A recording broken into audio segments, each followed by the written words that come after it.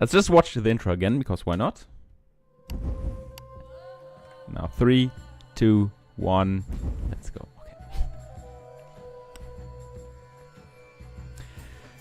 So welcome everybody to the arguably most interesting category of this game. When I say that, I mean the complete opposite, of course. Well, to be fair, this is not the most boring category to play. The most boring category to play is all collectibles, no major glitches. Although it has less requirements, like the category is less requirements, it's still a more boring category than this one, which I'm about to show off here. But I guess I'll explain that throughout the run. When I also explain what this category is about. And the first 4 minutes are well known. That's no new stuff. It's the same in all categories. And yeah, also welcome to everyone who is here. Thanks for wall running. That was interesting. The prince just refused to do anything, but that's fine. That's not a problem. So I guess since this is the first appearance of this game of Sands of Time in this year's PoPRuns, in this year's marathon, I guess I'll try to explain everything speedrun relevant there is in this game, which we'll have plenty of time to do, namely 2 hours, or well, 2 hours 15 minutes is the estimate, but the world record is 1 hour 57. So yeah, we'll see how this goes. For the absolute basic movement, you want, well, there are a few possibilities. So on playing ground with no wall nearby, the fastest movement you can do is running at max speed. So you see, if you run forwards, this speed is not always the same, but you start off with the minimum running speed, and the longer you run, the more it builds up until you have the maximum running speed. That takes around maybe 2 to 3 seconds, something like that.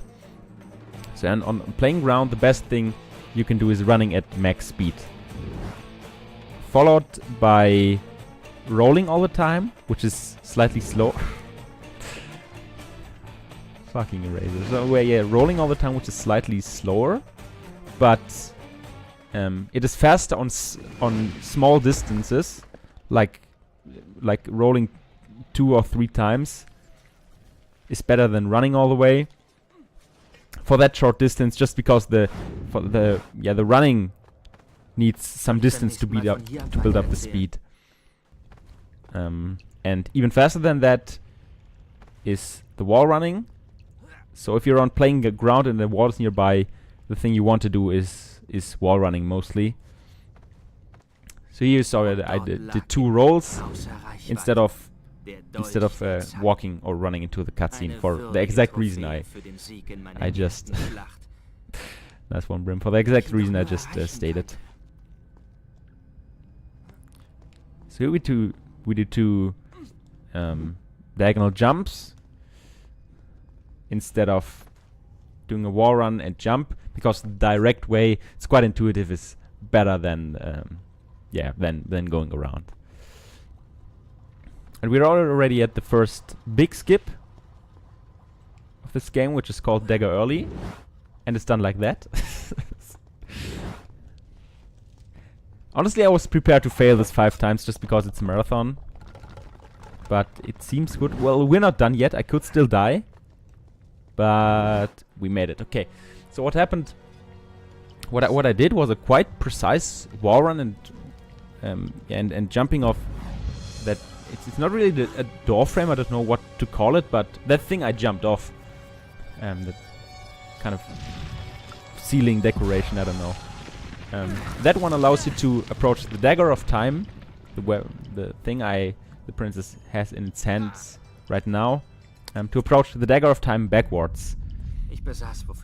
So normally you do 1.5 minutes of platforming to get the dagger, but yeah, this is obviously a lot faster. Usually you can even skip picking up the Dagger of Time, because once you're here and once the map changes, at that point the game usually gives you the Dagger of Time. The reason we don't do it is the category we're doing, which is 100%, no major glitches. And as you might think, in this category, the objective is to collect basically everything, and collecting doesn't mean having it at some point, especially for the weapons, but actually picking it up, and that's why we have to pick up the dagger. It's just a convention the community agreed on, kind of. That cutscene is around 30 seconds, so it's not too bad. Here we do a little manipulation, because by standing here there's an enemy spawning right behind us. And we're also in position to do torpedo attacks. And since we're fighting already, we might as well talk about what this category all is about, what you have to fulfill to match the requirements of this category. So in this game, aside from the Dagger of Time, there are 4 swords, or since you start out with the thought, there are 3 sword upgrades you can pick up. So you have to pick up those. You have to pick up the 48 sand clouds, which refill the sand in your dagger and also build up new sand tanks and whatever, but those are the effects. So you pick up all the weapon upgrades, all 48 sand clouds, all life upgrades. And like what I just described is the all collectibles category, and for 100% you also have to kill 160 enemies, such that in the end you have 10 of the slow-mo tanks. If you don't know what that is, that's not a problem. I'll use them later on, and then I guess I can talk about them.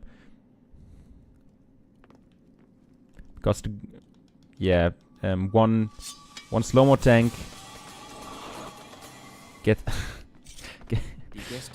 one slow-mo tank. Just have to focus. One slow-mo tank you get by retrieving 16 enemies. That looked interesting, but I will not comment further on that.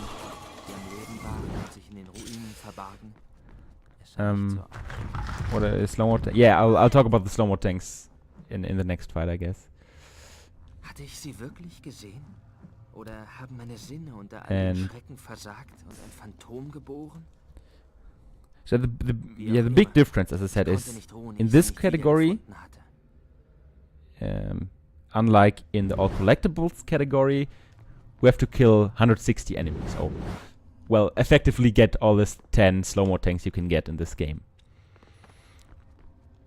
And that makes the run not 10 minutes longer, but between 5 and 10. That's actually interesting.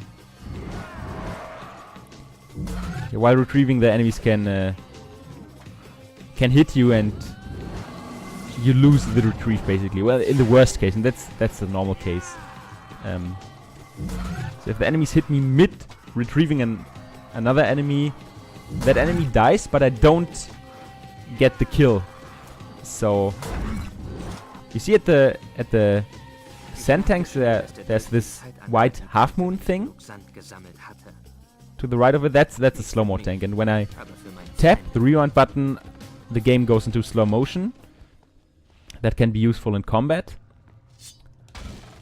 and we have to pick up 10 of those. And the problem is if a kill doesn't count, so if you get hit mid retrieve, it doesn't count, and you have to kill another enemy, which then is a time loss of around 5 seconds, I would say. And you have to think of that in the enemy route, because obviously the enemies are routed for this category, so we obviously only kill the enemies which are the fastest to kill. There are also some things to pay attention to, but I'll also cover that later on. So if I lose a retrieve by getting hit mid-kill, I have to think of that at another point and kill an extra enemy. That's mostly what you have to pay attention to.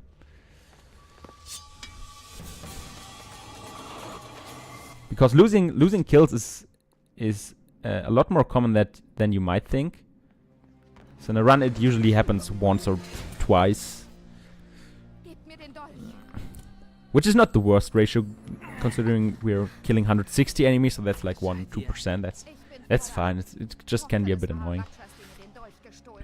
Another question you might ask: well, we're killing 160 enemies for the 10 slow-mo tanks, but why doesn't the category say if it's 100%, well, kill all enemies, or at least all enemies which give you sand, or like there are some bats and scarabs, but let's not care about them.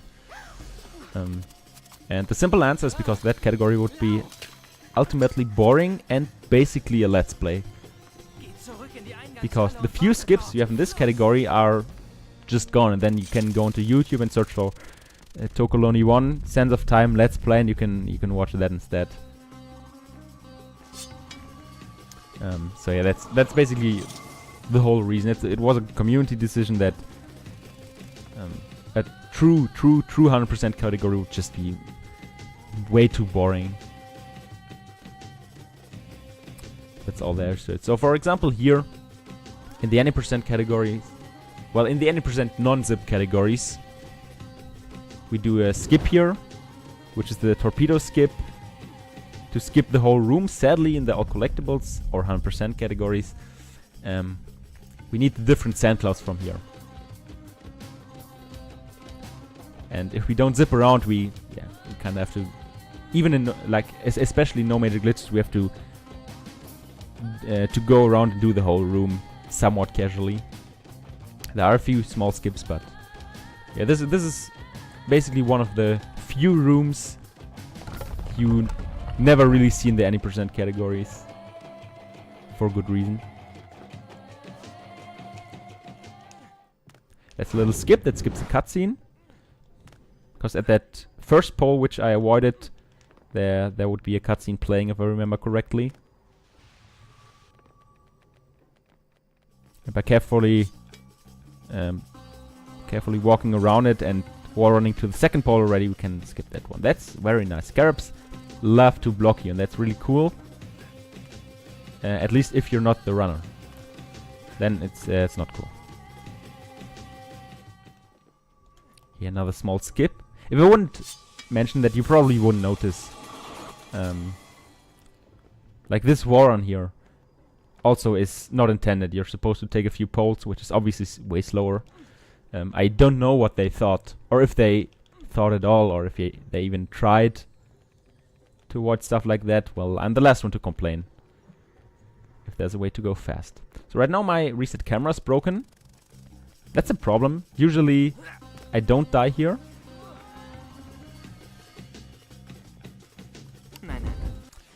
But here I do it for convenience sake. While fighting,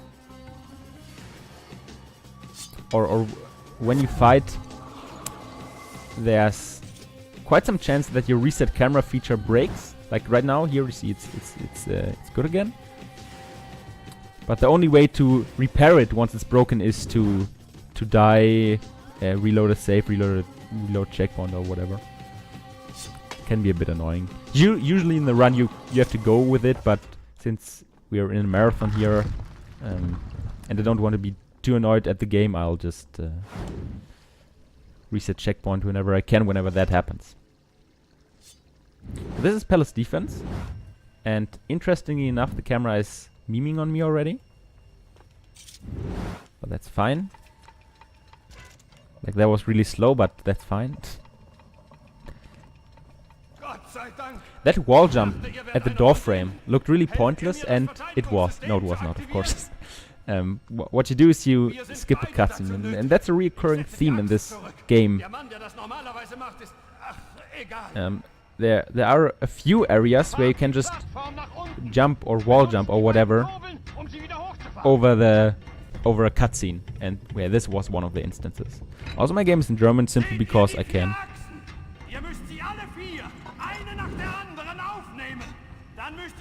Zusammen nach oben bringen. That guy screams even more in the English version, but yeah, to switch languages in this game you have to reinstall the game. There's no in-game option. That's kind of stupid. So I kept it at German. While I do this puzzle, which is quite boring, because we can't do any skips, simply because we're playing no major glitches. Every other category would have a skip for that. Hello? Or at least a partial skip, like somewhat of a skip.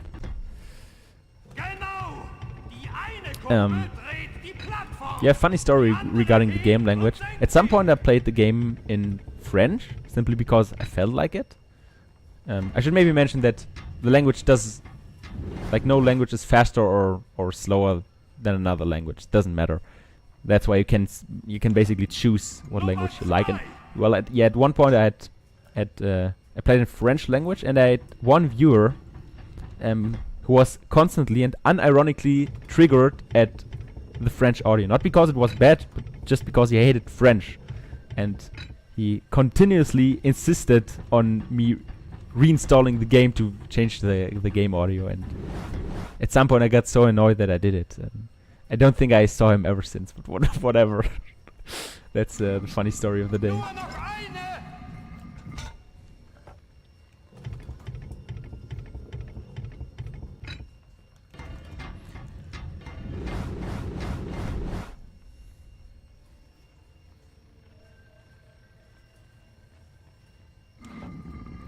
Alle vier! Nun bringt sie rauf. Verbindet sie mit ihren Zahnrädern. This is fantastic. Another fun fact, which I sadly can't show off. Maybe I can show it off afterwards. If I go into landscape view here, the game softlocks.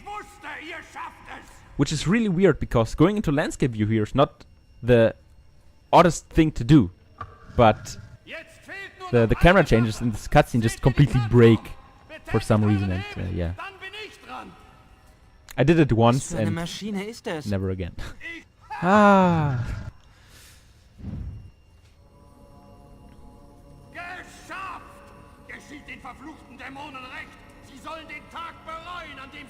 Now we solved the palace defense puzzle, which is really cool.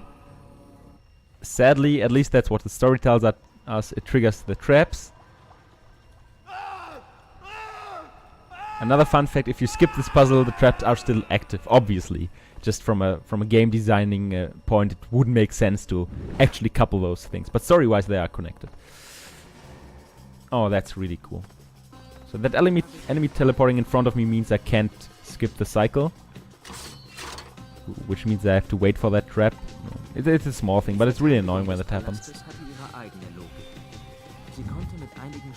Okay, so yeah, now we introduced to the traps in this game, and the trap corridors, which are way more excessive in the Forgotten Sands, as we'll see today, tomorrow. I'm not sure when the Forgotten Sands is shown off. And well, at least this corridor we can mostly skip. Also, that cutscene we can just walk around. There's a 20-second cutscene.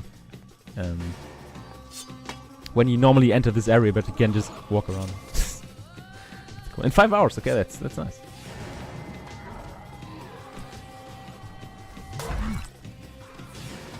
Okay, another thing about killing the enemies, one optimization thing. Once you killed all the enemies in an area, there's a small cutscene playing which shows you that a save point appeared. And obviously, at max in an area, you want to kill all enemies but one, so you skip that cutscene showing you the save point. Well, that's not true for areas where you have to complete the fight to continue, just because a cutscene teleports you to another place or something. But yeah, basically that's the idea. If you can, try to not kill all enemies. This is a small skip and it's really free. Normally you have to hit a button, a platform comes out of the ground and you can get up where the wall run ended. 10-second skip. It's not too big, but really nice. There's an even bigger skip called the big palm tree skip, using the palm tree to the right of the prince, which you can't see right now. But you could get to that cutscene, or even beyond that cutscene directly. Sadly, that skip is really inconsistent, so like even in runs, I haven't gone for it in a long time.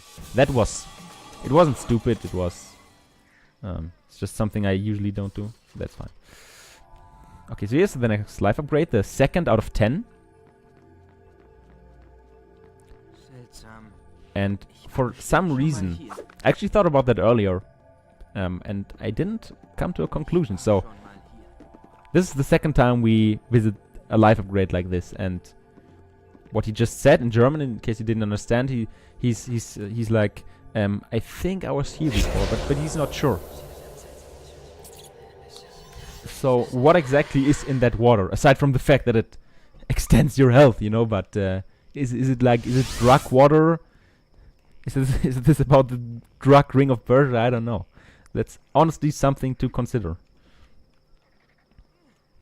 What is happening with that poor guy?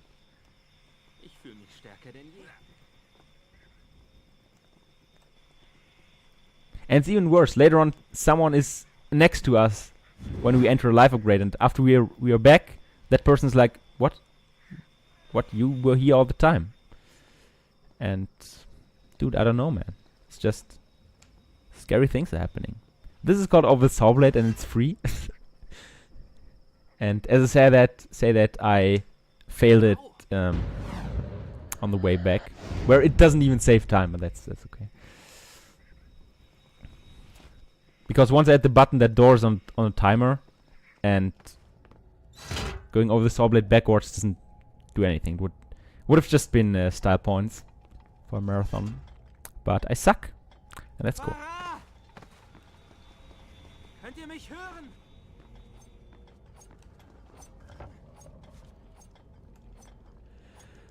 All right, then next up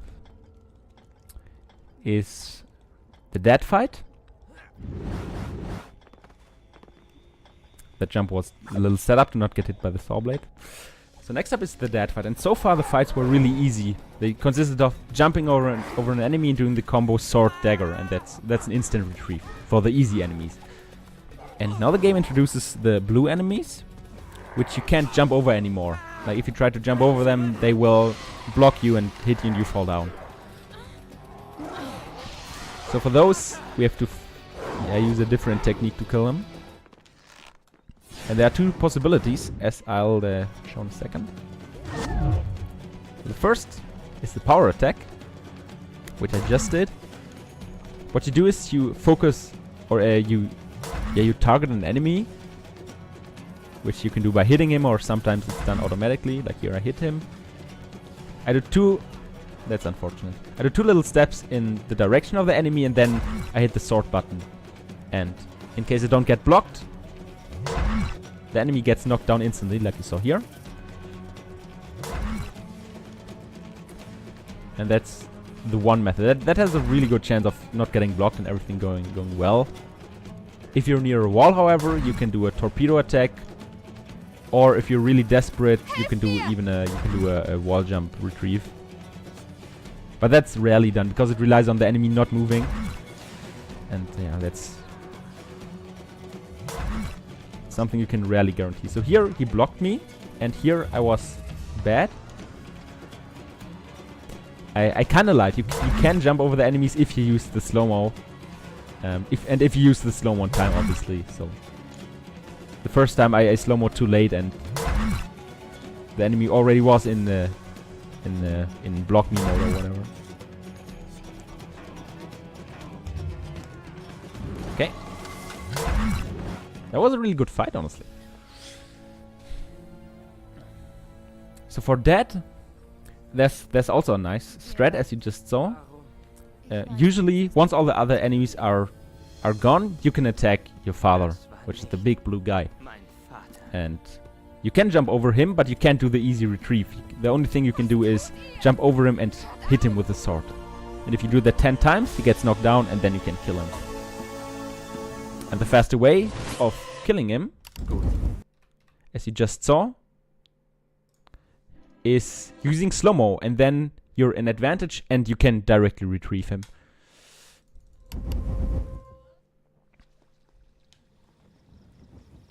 And now we're after the fight. That was another small skip. After you kill that, there's that small cutscene, then you save, and then there's bigger cutscene, which is around, I think, 1 minute. 1 minute 15, something like that. And you can skip that by just reloading the game, or reloading the save, rather said. Which is quite convenient. Some people might argue that that is cheating, and I actually agree. But why care? Don't hit me.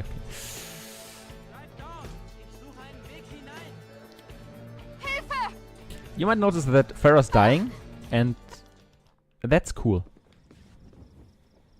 Period. That's it. Now what we're doing is another skip. So right now we're too far away from Farah. We left her at the fight, and she's somewhat dying. Well, happens, life, you know.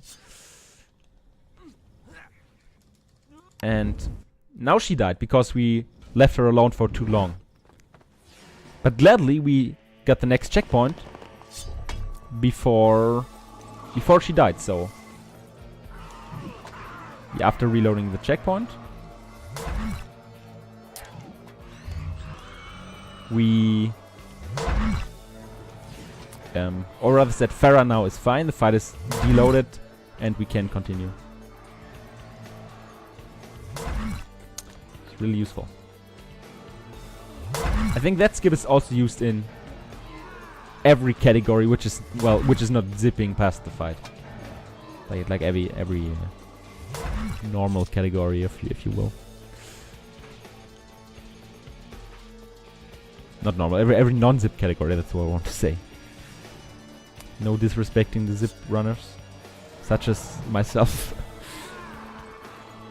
even if I don't want to admit it. Oh, these women, I should have talked about them.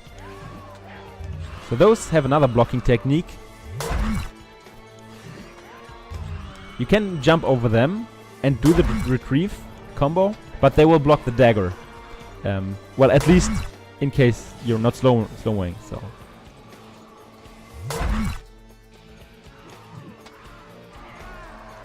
So yeah, what you do is you set up the combo. Set up the combo, you do the jump sword dagger, and once the rewind timer started again, because after a kill it needs some time to start again, so you can actually start the slow-mo. And yeah, after that happened, you do the slow-mo and the combo actually works out. Oh yeah, right, you do it in all collectibles normal. Because you have to go down there and all the zips are slower. Yeah, right.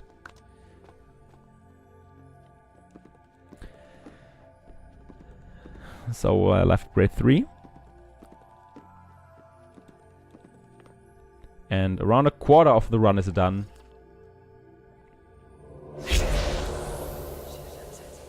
Which is somewhat consistent with all the stuff we've got. Like so far we have 57 enemies out of 160. We have 3 life upgrades out of 10.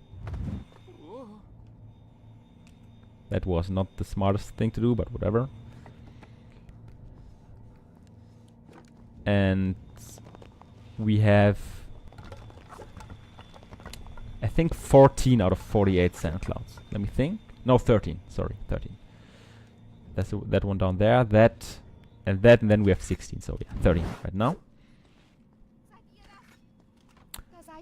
So yeah, until now we got everything, which is great. And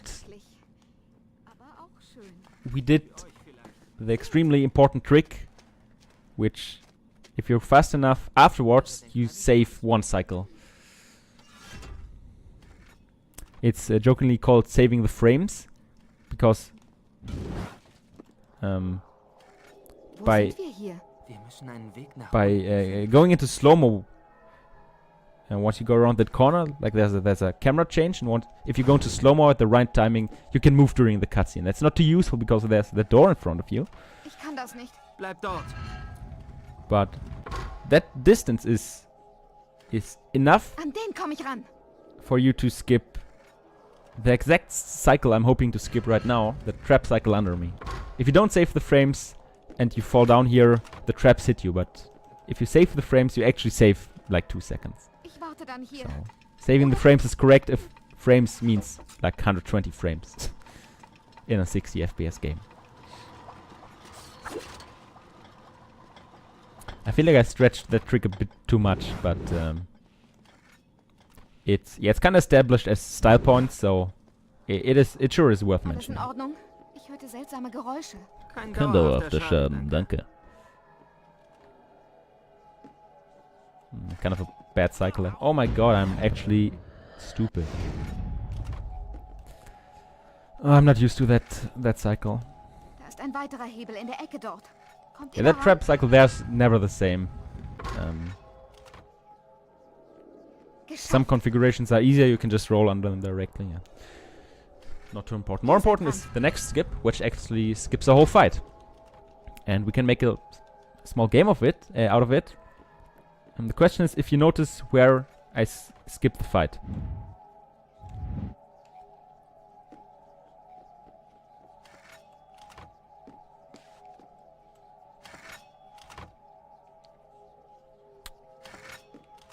Nice. Very good. So the answer obviously is not that I skipped the fight when I jumped onto that fence. That's when it already happened. It was that small jump around the corner at that lever platform. Vorsicht. Because there you jump around a trigger. Why would you skip a fight at 100%? Well, it's not wrong, honestly.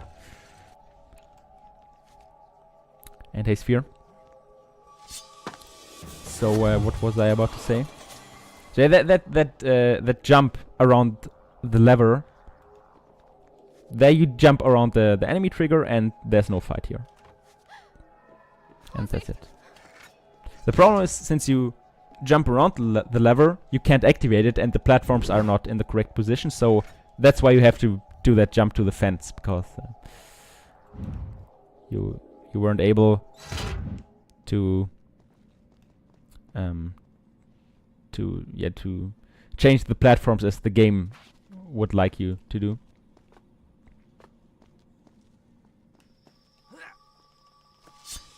Okay, that thing with the door, you know, where I walked in the cutscene, that was a glitch. I will admit that.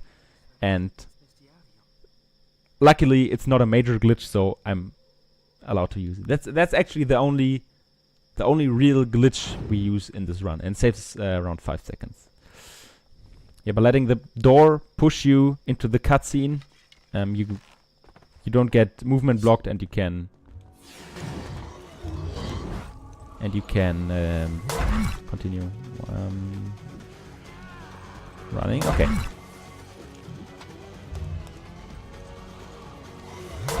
Did I hear glitch? Yes. When I said glitches should never be done in a true speedrun. I actually said that. Look it up. Play back the VOD.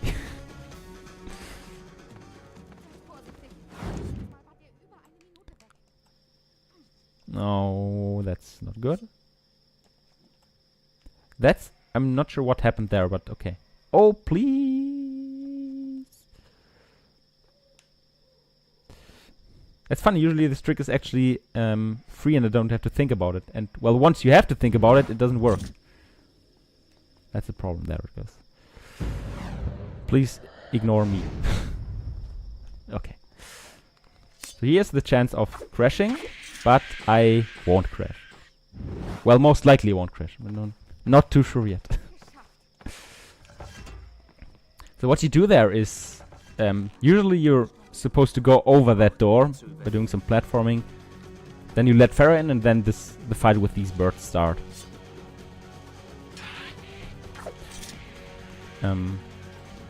The thing is that these birds, as you can see here, take an eternity to come down. More realistically, 10 to 15 seconds, depending on which bird you're looking at.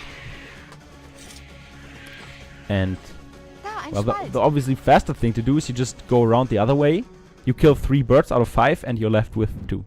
So skipping 3 birds at 10 seconds is like 30 seconds saved, something like that.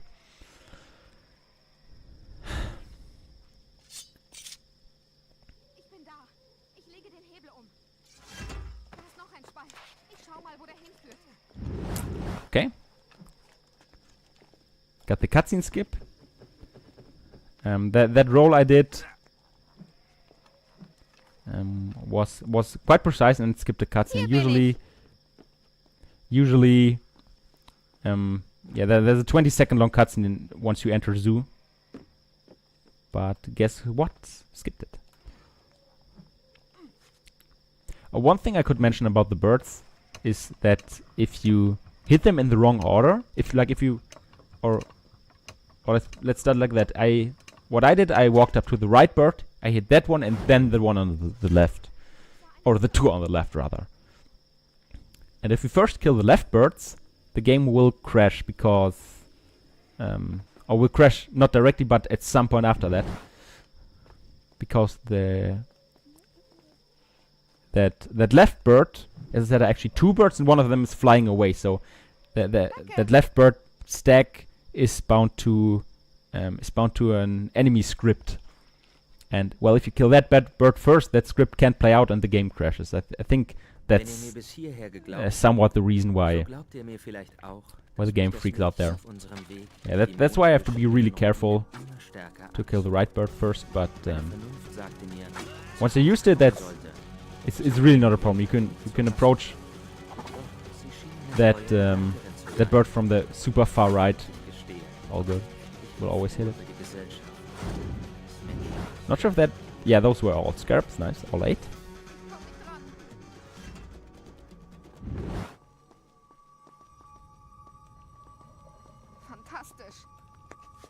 Farah pays a whole lot of attention to the enemies in this game. So if any enemy is near her, she will focus the enemy and not like the crack she's supposed to go into or yeah, the point she has to go, something like that. The enemies always have priority, which is kind of annoying. That's why you have to kill all the scarabs there, if you want Farah to go into the crack and open the door. And sad times, sad life. That was nice.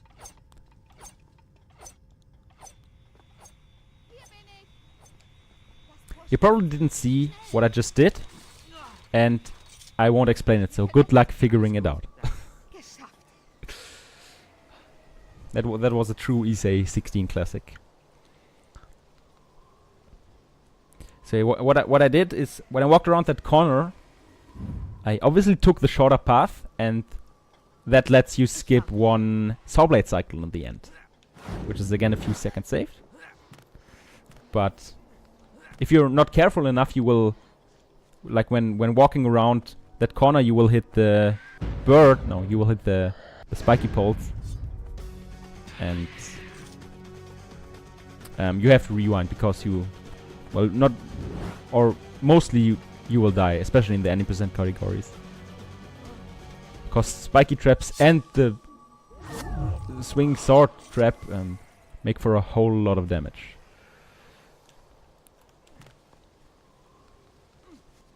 Okay. Okay, Prince, do whatever you want.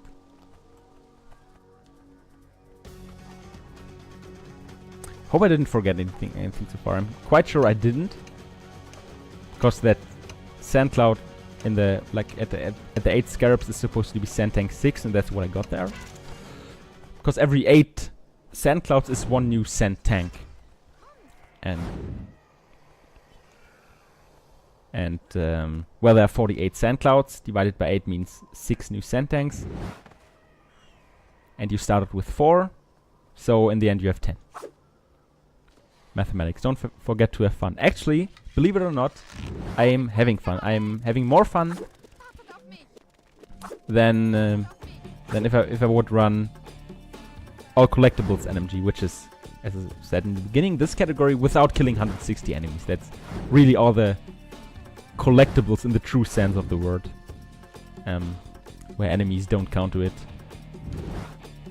The reason that category is more boring, although you do less, is that in 100% NMG, what I'm running right now, you have this variety. You have a lot of collecting, a lot of platforming, but also a lot of fighting. That at least in my opinion, really balances out this category.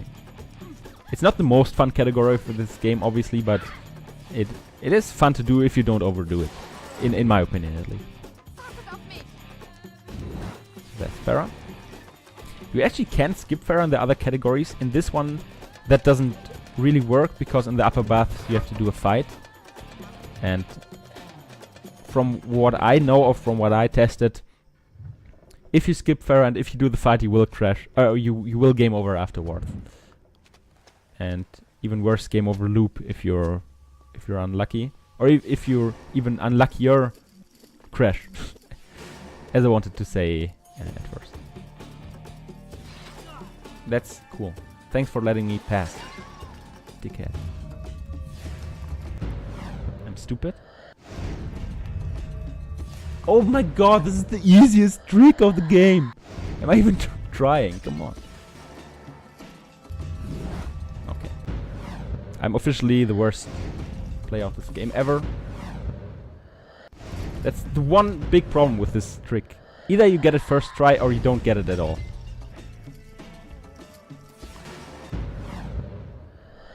At the moment I don't know what Esco setup is. Oh yeah, I do, but I never tried that, so rip.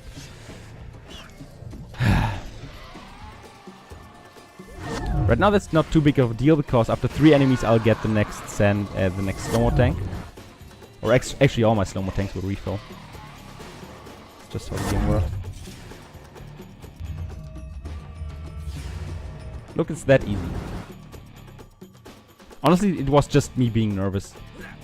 Because with slow-mo the setup easily is once the foot is down, it's down the first stair, you can start the wall run.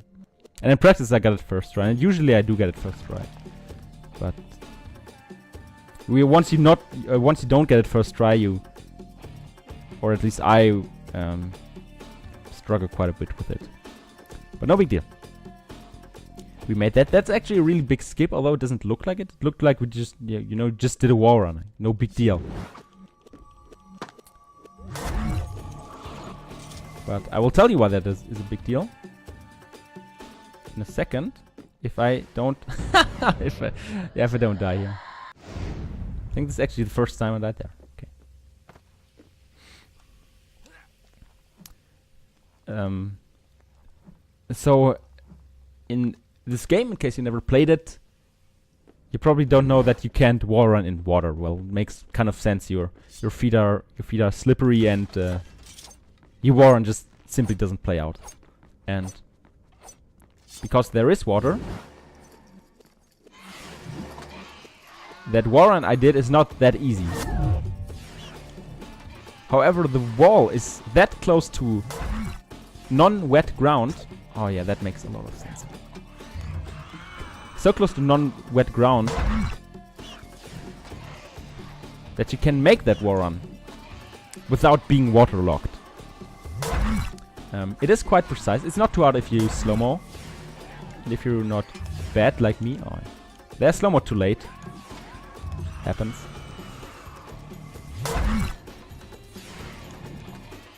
So the problem with that wall run is if you do it too early. Enemies blocking. If you do it too early,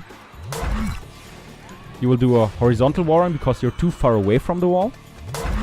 Also, I should have all enemies. Yeah, I can skip a few because I had to kill 3 in the lower bath. That's fine.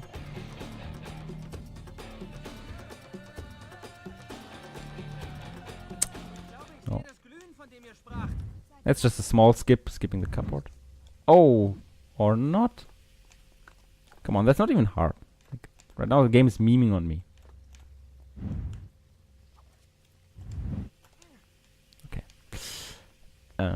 So if you start that war run too early, you're too far away from the wall, and you will do a horizontal war run, which is useless. And if you're too close to the wall, as I said, you're in the water, you're waterlogged, and you can't war run at all. So you have to hit that tiny window, which is not as tiny if you use slow motion, which at least for me makes it quite consistent.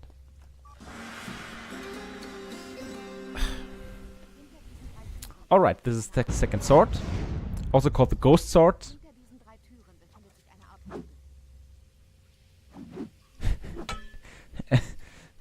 Because it moves without the prince touching it. Also, the camera really freaks out. Yeah, so because of that skip,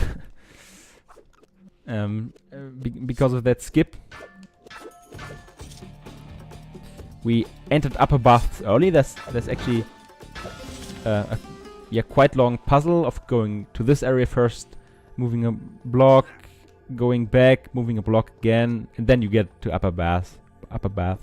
So that skip saves a lot of time. I would say maybe 3 minutes or something. 3, 4, 5 minutes, something like that. And because we didn't do the usual route, because we got to upper baths early, for some reason, the cutscene where you swing around the second sword doesn't lock you.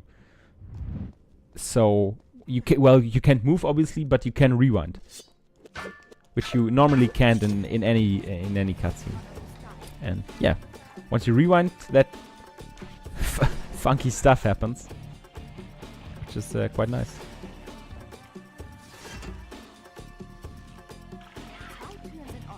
Thanks for not hitting me.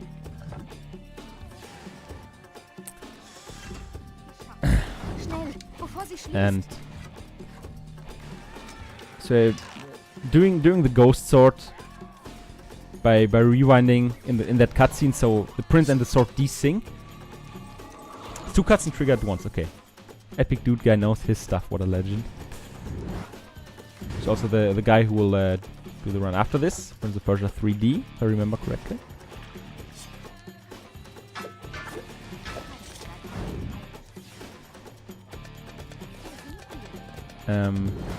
What was I about to say? Upper baths.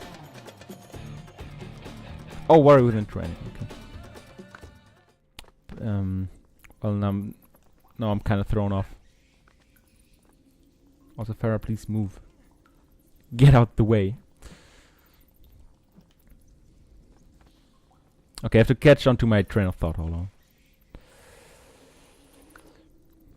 Oh yeah, so what I wanted to say is that the ghost sword doesn't save any time. It's just funny, and that's why we do it in a marathon.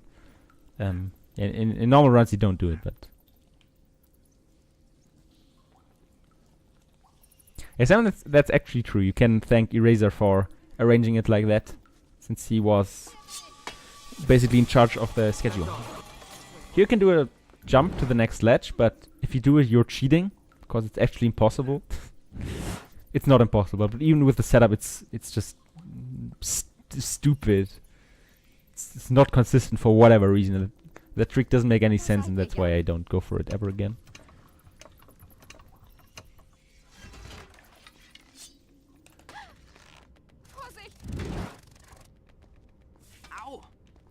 Nice. Another small fun fact: if you wanted to run a category like all save points, which basically would be all fights plus all the save points you get for free.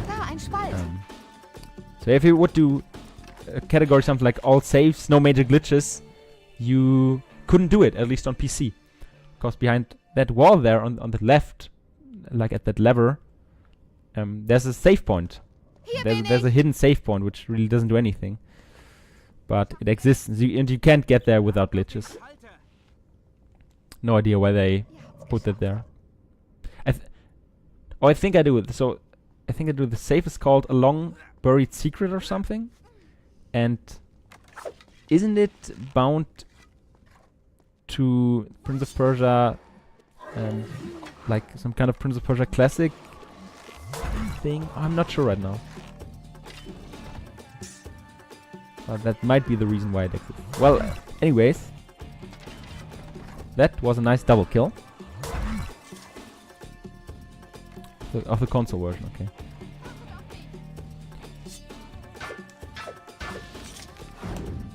Oh yeah, right. Okay, yeah. Now remember, in the console versions, if you turn the lever 180 degrees, you can destroy the wall. Like that wall becomes breakable.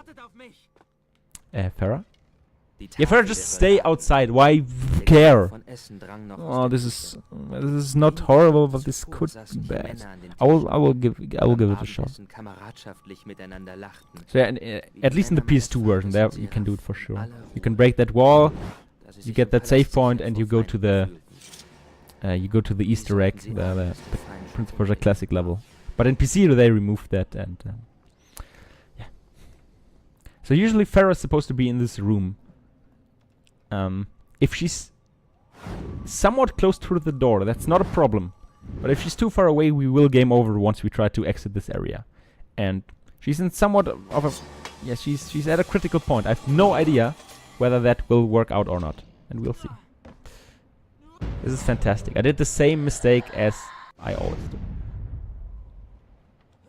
This time it only took 1 cent for the enemy to de-aggro. So the game over should happen any second. If she is too far away.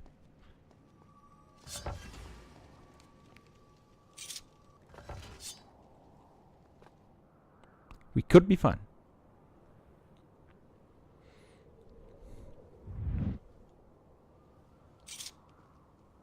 I think we're fine. So, not having Farah in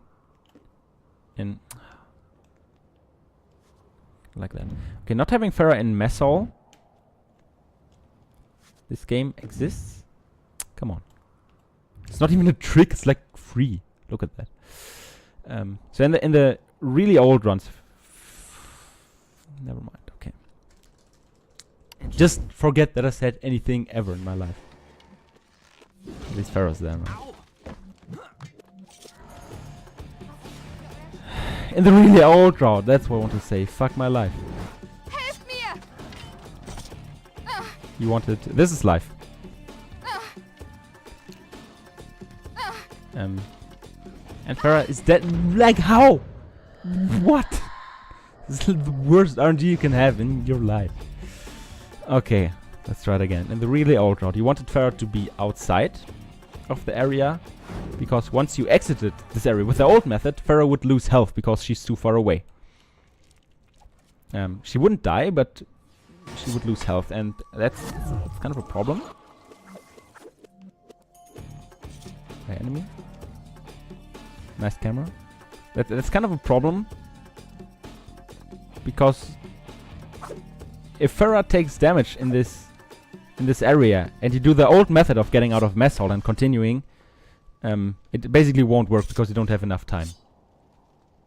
With this new method, the door pushing you out, Farah doesn't lose health anymore, and you're good to go.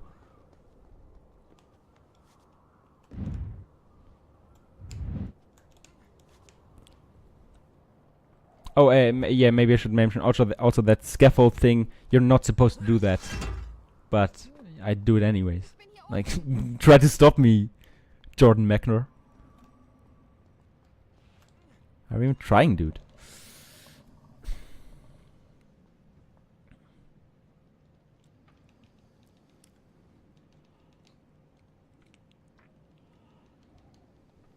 So that scaffold thing basically saved us going around outside, doing some trap stuff. Not too difficult, not too long, maybe 20 seconds or something. 20-30 seconds. And also really easy to do. Jordan Mechner is making another POP because of you. Well, that's actually a shame.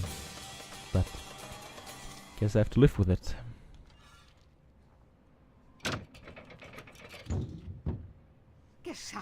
Okay, so here the route really merges with the all collectibles route, with the route of the category where you don't kill any enemies, because the next enemy we'll kill will be in the hall of in the harem, sorry, in the harem, and that's few minutes away, let's put it like that. It's more like, I don't know, 15? Around 15. So Farah says wait for me, but for some reason, although saying that, she's insanely slow usually. And normally you shouldn't wait for her, but I do it anyways, a few seconds. And there she is.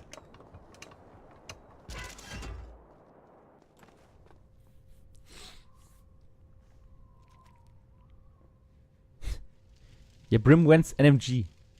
True category. Okay, for this tower, obviously if you don't, if you skip the fight, if you skip that fight outside, you're in here way faster than Farah. And if she's really close to the door, that's not a problem. Like once you hit the lever, Farah loads in, and she walks up to the level where she is right now, just fine. If she's too far away, however, she's in some kind of twisted next state where she still loads in, but she doesn't move anymore. And in that case, you have to take this checkpoint under the lever, and you have to die and reload the checkpoint. And reload the area. That's one thing to pay attention to, so.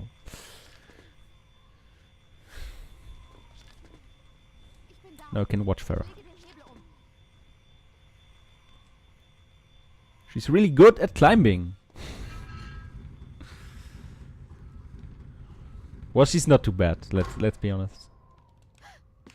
Given the fact she like over the course of the whole game, she says, "You know, I can't climb as well as you can."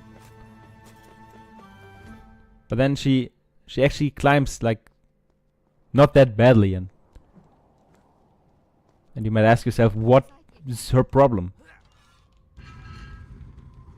She could have been so much more helpful throughout this game. But no.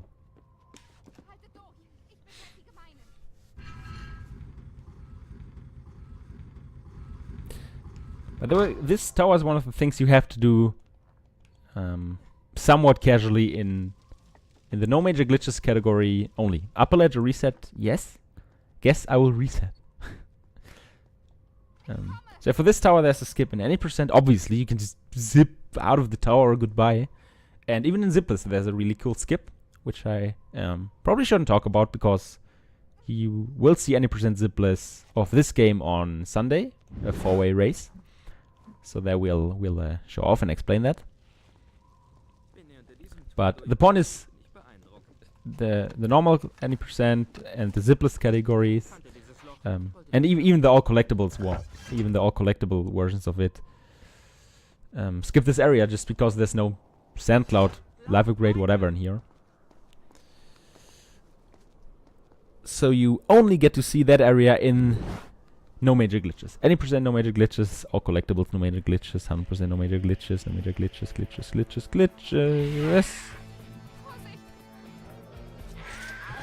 That's nice, bird, but could you stop? Fuck, bird.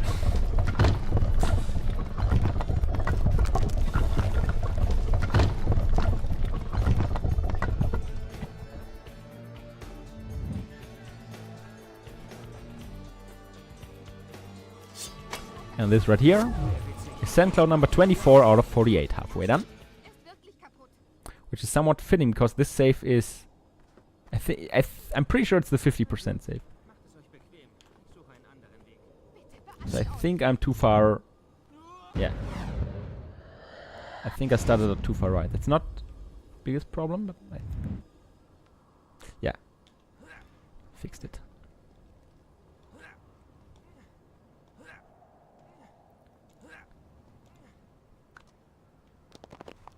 Roll off. You don't have to wall jump all the way down.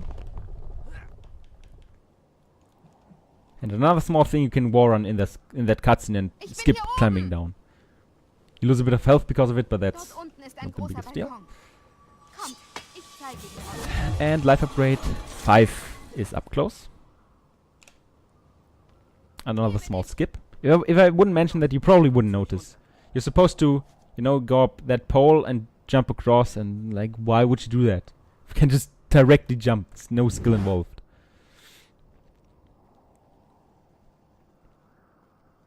This is a really nice door frame, and I like it so much that I jump over it.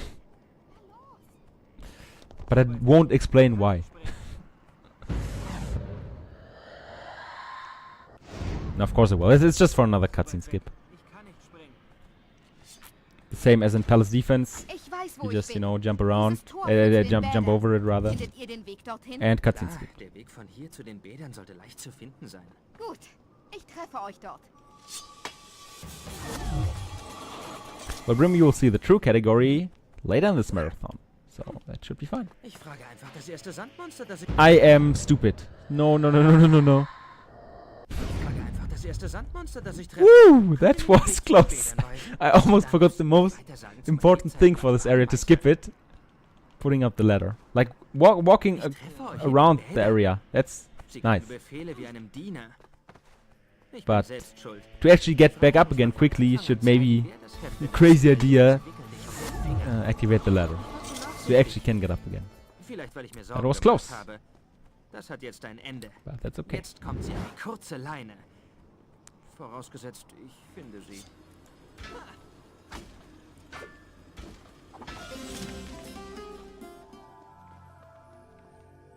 Well, at least I saw it quickly and could save it.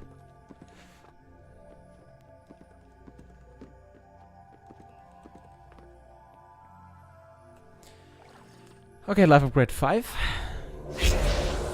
Basically halfway done. We're 3 enemies away from being perfectly halfway done.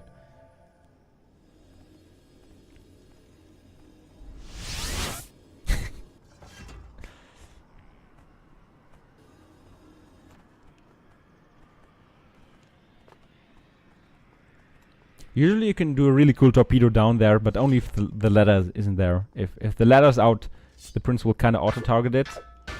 And yeah, you can't do the cool torpedo. Another small tech is to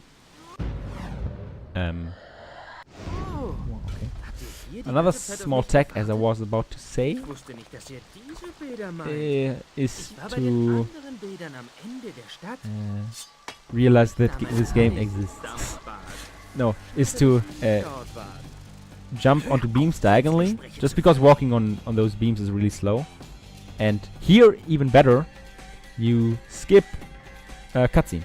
You can just jump around it, as seems to be a common tune or common theme throughout this run, that you can just skip over or around or, you know, whatever.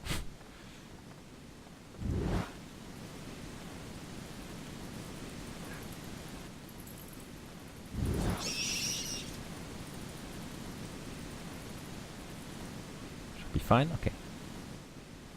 This caves area is one of my favorite areas of the game, movement-wise. Like, basically nothing I did in that second half of that first caves thing. Basically nothing I did there was intended. Like all that jumping off early of the beams, jumping to other platforms. Like, yeah, everything was unintended. It makes for really cool movement, in my opinion, at least.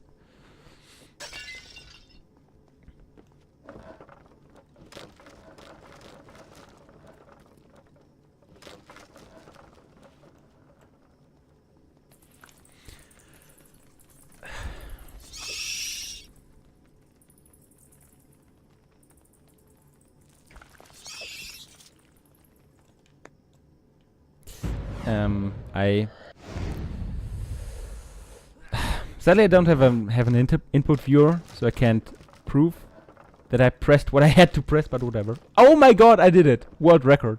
That jump is... well, it's not impossible, but on 360 controller it's really hard. On GameCube it's quite easy, because even with analog stick you have 8 distinct directions, just because of the controller layout. So there the jump is really easy, it's just a diagonal jump.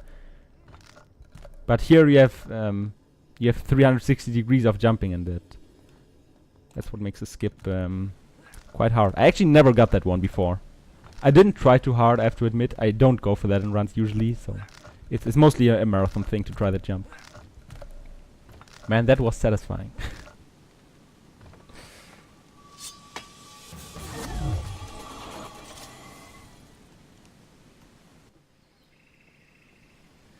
Too bad Eraser isn't here. Was mostly a meme between us two. That jump on PC is actually really hard.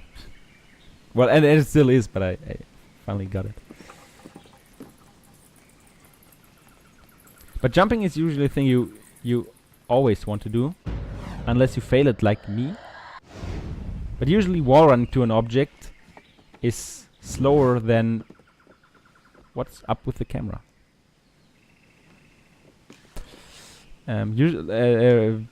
Jumping to an object is faster than wall running to it.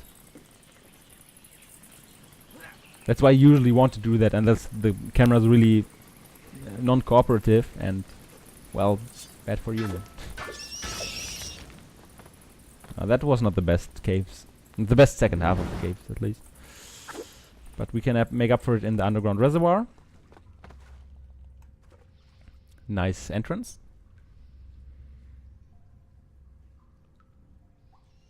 There's a lot of small movement stuff you can do in here, and I'll try to explain it as well as I can. Ha! As well! Incredible pun. He said and then failed. Well, maybe that was instant karma. I won't judge at this point. So yeah, I'm not sure what I'm doing. That diagonal jump is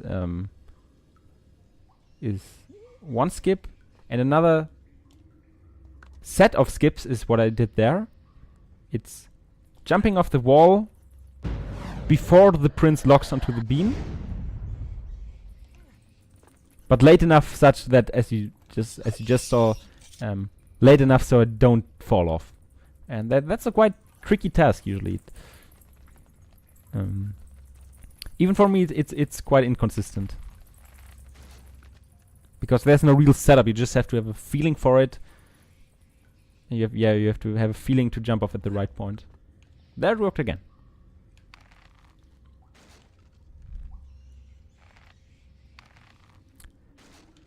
What I just did is another small thing.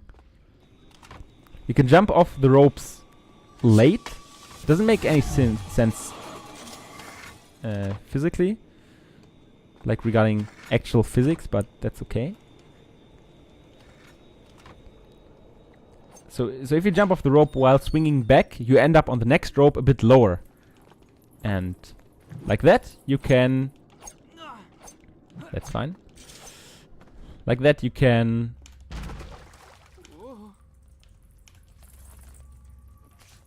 Give me a second for that jump. No, don't do that.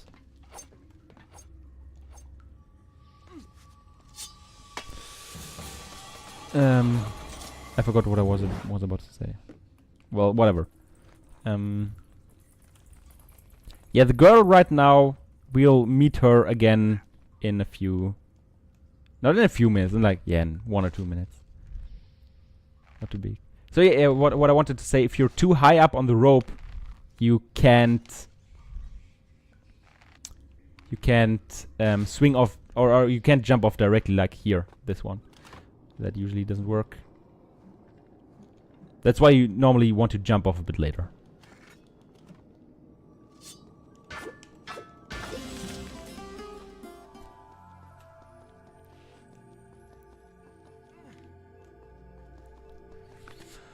Alright, this is life upgrade 6. Which is nice because I'm a bit low on health. It's not too bad. Mostly because in this category you have that much health that you can just drop down at these sword blades. You remember them? Was half a minute ago.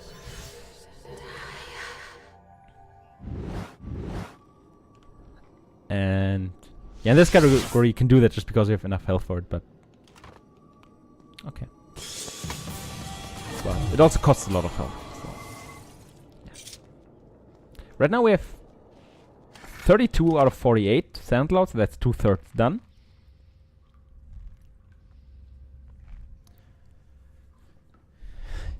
And 6 out of 10 life upgrades. Still 77 out of 160 enemies, simply because in that whole cave section there are no enemies to kill, so yeah, you kind of have to wait it out here. You have a question? Yeah, sure. Like, can ask all questions regarding the run or anything not too off topic, I guess. Like, I mean, you could ask what color my jeans has right now, but why care?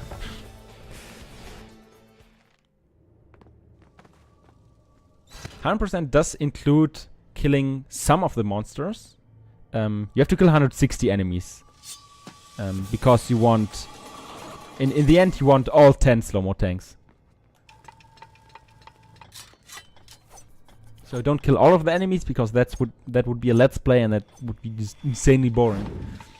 But, yeah, 160 enemies.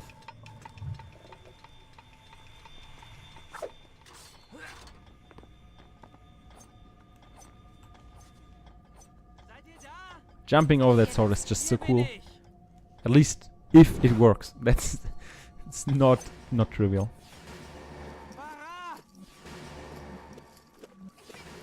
So in this part I'm really nervous, because if I miss a sand cloud, it's mostly here. And it's mostly the first sand cloud right after the underground reservoir, which I tend to miss. But so far I'm... Nice camera. I'm pretty sure I got everything. Wait a sec, that's 3. That's 4, 5, 6, 7, out 8, yeah. Got it all so far. So if you say, oh, I love the fighting so much in this game, I want to see more, then I've got some great news for you. Like, fantastic. You're about to see 24 enemies die. Ideally, like, unless my PC crashes or the world crashes, I don't know. The plan is to kill all 24 enemies here. Was habt ihr so lange gemacht? In this area, because there are a lot of walls nearby, it's actually faster to torpedo the blue guys. And for the women, you still do the jump sword dagger combo with slow-mo at the end, as you see here. Or if Farah is able to stun them, you can just jump over and dagger instantly. So Farah can actually be useful by knocking down enemies. She can't retrieve them, since she doesn't have a dagger or something. Hello, okay, whatever. Like, why care? Yeah, those torpedoes have quite some chance, at least, to miss. Just because this game exists. Like, that's the actual only reason. The auto-targeting of the torpedoes just very badly implemented, I would say. Okay. There I could at least somewhat understand it. Farah wasn't the way. Okay. Happened.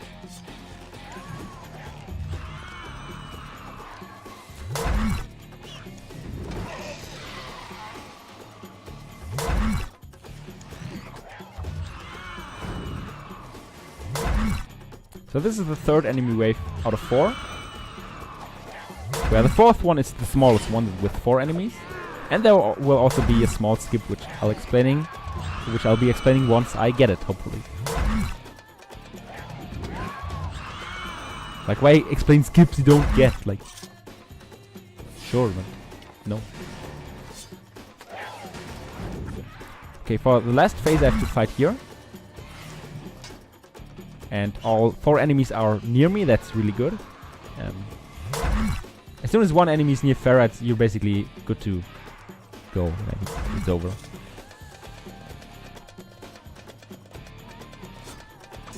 Okay, I was a bit too late, but that's fine.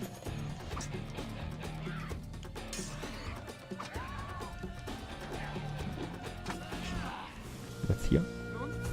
Okay, it worked. So what you do is you trigger 2 events at once. The first event is ending the fight, obviously. The second event is landing in a specific spot after killing the last enemy, while moving the statue away from the hole. And by doing that, after you reload the game, you skip the cutscene, you do that one anyways. And B, Farah already opened the door.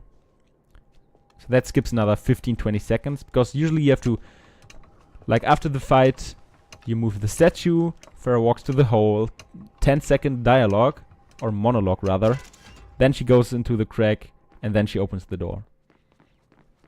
And by ending the fight in that specific spot, those two events get triggered at once, and Farah opens the door just as soon as you reload the save to skip the cutscene anyways. So yeah, that's I would say 45 seconds skipped. 45 seconds saved rather.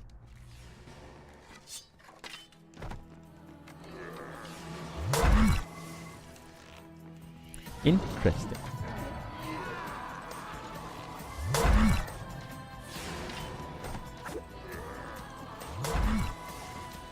Two more enemy. Hello. Dude, the torpedo really hates me today. 3 in a row. It's insanely rare to miss 3 torpedoes in a row. But it happened, better believe it. So again, we don't kill all enemies.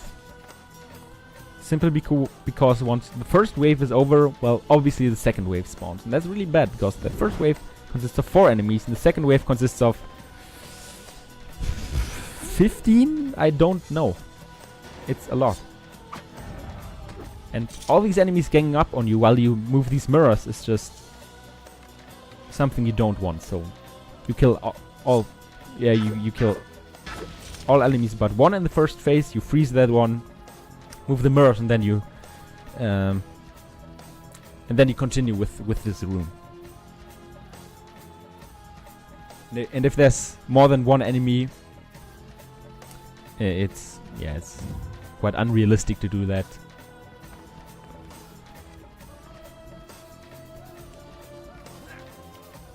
Easy. That's a really small shortcut. That's not too big of a skip. Like 10 seconds of platforming. That's a really nice camera. I like that one. I say I like that, I mean the complete opposite. What was that?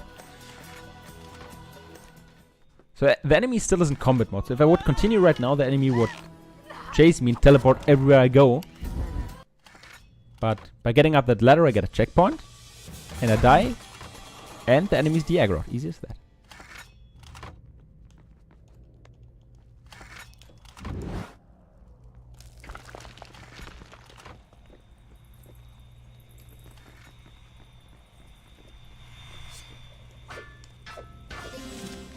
So far we didn't, well, aside from 90% of the fight at the bottom, we didn't really skip anything so far.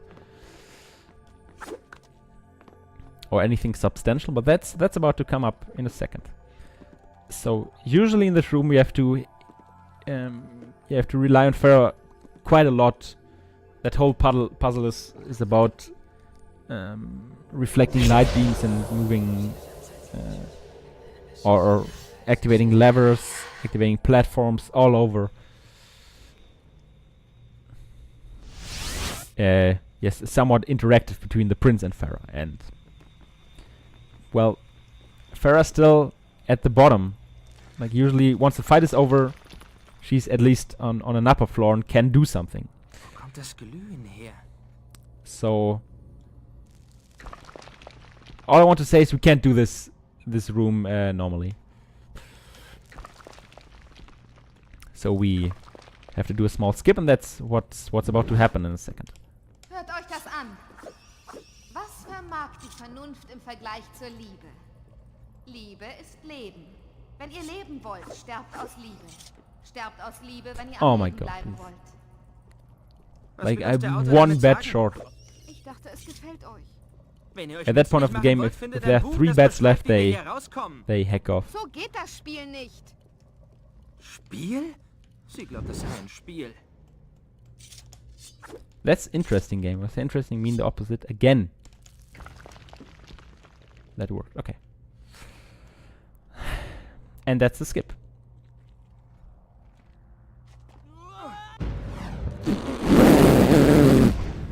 Excuse me. I think I missed a few steps on that one. Very interesting. Okay.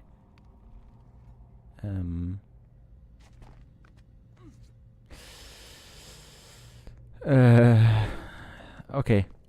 Train of thought, where was I? Was nun? Okay, so that torpedo Da ist noch ein Symbol. Erinnert mich an den Bücherregal. is basically the key to skipping the whole room. The torpedo of the mirror onto that beam. Because to these ropes you're not supposed to get until way later. And that's really cool.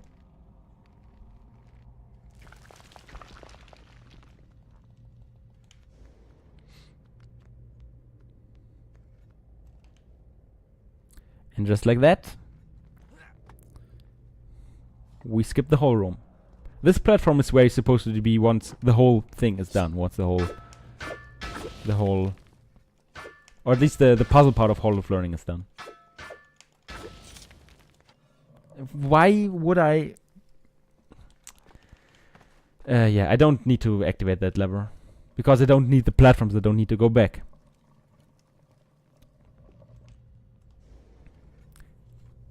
In the casual way, you have to do that, but yeah, whatever.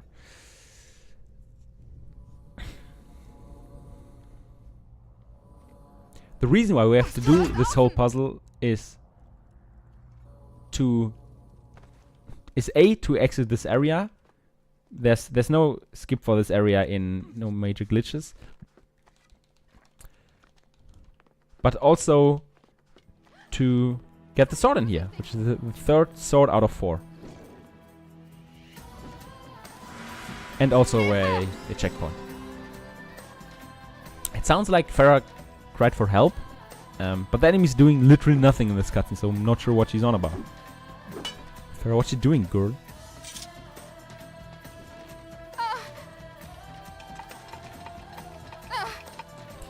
She might die. That wouldn't be a problem. As I said, that this is a checkpoint. Picking up the sword. It's still annoying. So just stop. Please. Come on, knock him down. Okay. He's not fully knocked down, but that doesn't matter. As long as Farah doesn't die, I approve. She doesn't follow here, simply because she's still in combat mode, as I explained earlier. Like for Farah, combat mode is basically more important than anything. And if the last enemy isn't knocked down far enough away from her, she won't follow. I did just leave Farah behind, yeah. Luckily, that won't be a problem since we just load her in after this fight. Bit anticlimactic, but whatever. So this third sword, you might think, man, that's the sick upgrade. But it's not. The enemies will just block you more. At least in this speedrun it's not useful. If you simply attack the enemies normally, by just like mashing the attack button, in that regard this sword is stronger, but well, that's all. Power attacks get blocked more often, torpedoes, everything gets blocked more often.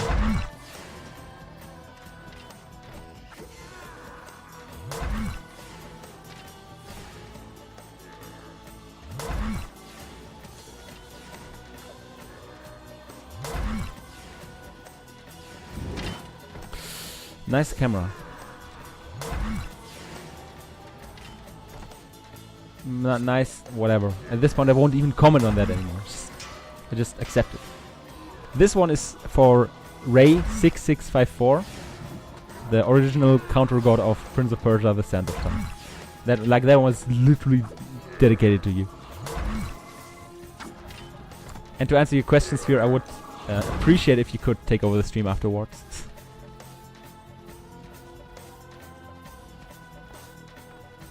If you will. Man kann das Ding irgendwie nach oben bewegen. Schaut, ob ihr einen Schalter findet. Was macht euch glauben? I like how you can hear Farah's voice, but she's not in here. Gut. Like, of course, the dialogue plays anyways, but stupid developers didn't even think of the speedrunners. Embarrassing. Hier ist einer. Soll ich ihn betätigen? Noch nicht. Lasst mich erst auf die Plattform. Jetzt! Okay, usually no major glitches, and even in Zipless there's a really easy skip for this area. Sadly, we need this sand cloud right here. It's not the biggest problem, but it means we can't do the skip because we can't go down again. So we have to do another skip for this area. Or, well, I mean, we could do the area casually, but hello, speed running.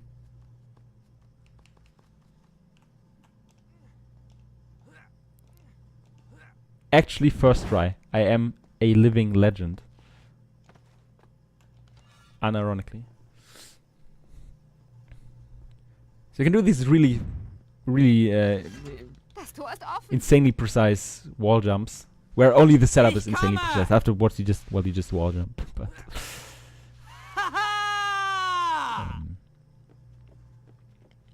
yeah, getting that skip first try is really satisfying. Of course, I have 9 tries Da, ein because I have Spalt. 8 sands. I can Lasst rewind uns 8 den times. Korridor überprüfen. Na gut, ihr nehmt den Spalt. Bis gleich. But yeah, everyone who tried running this category or running some Bin hier oben. non-zip, Versucht den Hebel dort. no, actually, you tried to run all collectibles, no major glitches, knows that that skip is really precise and stupid. I am bad at life. Okay. Meint ihr, ich kann drüber springen? Versucht's. Was kann schon passieren?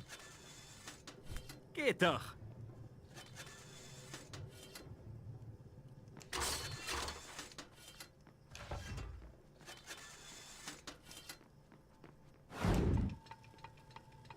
Alright, so there's one Vorne frame. Auf der anderen Seite des Tors. Vorsicht. Ihr solltet aufpassen. That's not rude, it's true. You obviously can hear that I'm German, but that's fine. As long as you can understand what I'm saying, I don't really mind. So as I said, as I was about to say, there's one frame where you open the door, like when you pull the lever. There's one frame where you open the door, but the cutscene doesn't play yet, and that's called frame perfect lever, and I am actually convinced that it's impossible to do.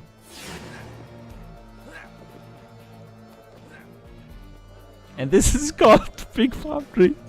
And I got it first try. Oh, this is great. Yeah. So that palm tree thing looked really easy, right? So, it's not. The setup is somewhat precise. I think my consistency rate is 40-50%, something like that. Yeah, and Robbie's, like, Epic Dude is the one who says frame perfect lever is easy, and I like, there's no reason to believe him. It's just wrong. And also, yes, Kazehazen, like, not sure how to pronounce that, but if you look at the schedule under the stream in the Twitch, how's it called? Twitch bio, you know what I mean.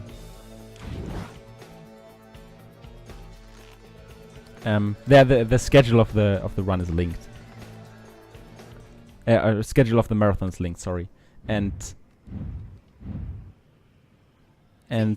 yeah, there will be the any % run of this category, which is really broken, and also the any % zipless category, which is also really broken.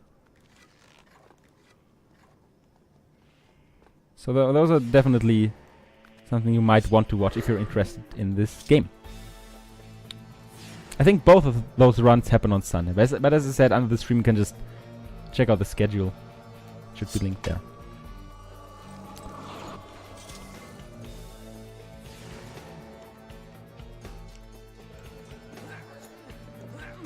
And also thanks a lot for that question, Hinafu, asking if probably regarding Big Palm Tree, if that's a major glitch, and luckily the answer is no, because it's not a glitch at all. You don't abuse any mechanics of the game.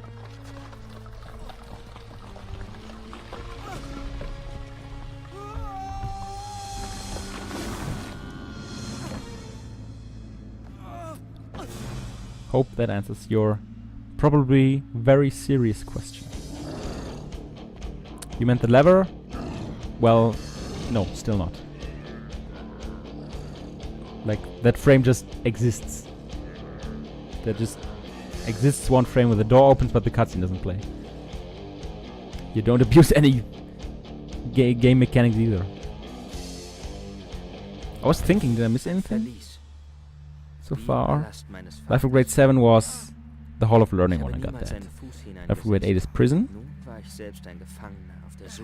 And Cloud 40 is that, 41, 42. I think I missed some enemies, but that's okay. When I say okay, it's not okay. Nah, it is okay. I can make up for that. I think I missed like 4 or 3 enemies on the rampart or something. Because I never use those. This is a small skip. Skips 1 layer of Prison, nothing too big.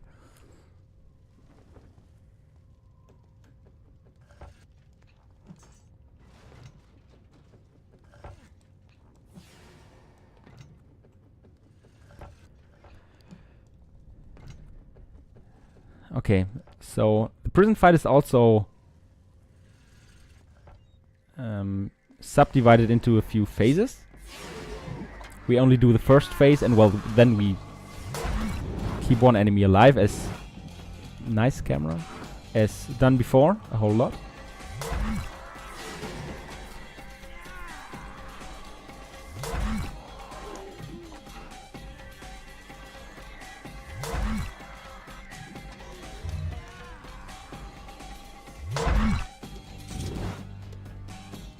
Oh my god. I actually said what we'll do and then I didn't do it. Luckily the checkpoint is here.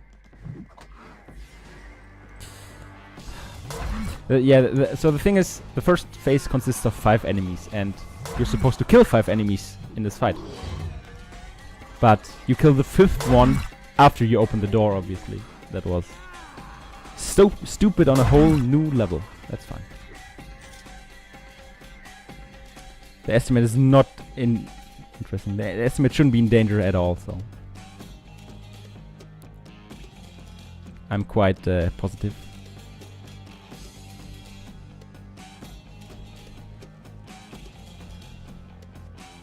I think this is also the only category where you open the prison door normally, because usually you don't have to. Oh my god, please break the sparrow. Yeah, again there's a skip in every other category. Sadly here we have to open the door normally. Set to go.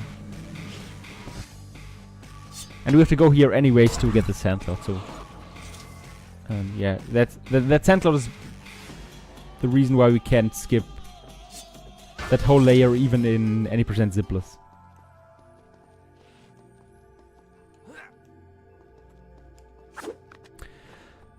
So this is Life Upgrade 8 out of 10. And as I said before, I think I'm 4 enemies short. I can make up for that in the prison courtyard, which comes right after. Like once I get out of this whole basement complex prison thing. So that's okay.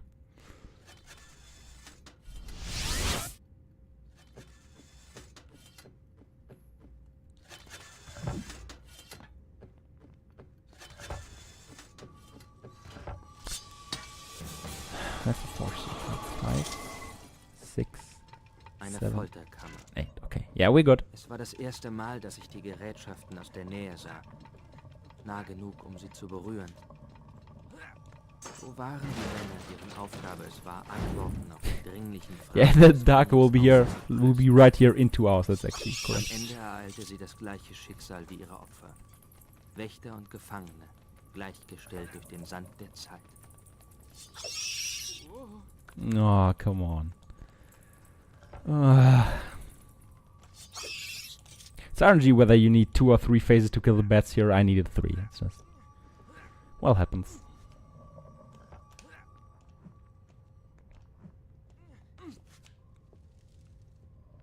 There's also a really cool skip for this area in Zipless, which is which doesn't involve dying like I just did. Jumped like a few frames too early. Which you'll also see on Saturday. And not Saturday, on Sunday. That's where the Sense of Time Zipless race happens. Just to do some pre-advertising for the other runs of this game. In case you're interested. Okay, right now there's something quite interesting that will happen. I'll let it happen, then I'll explain why. But spooky. Oops.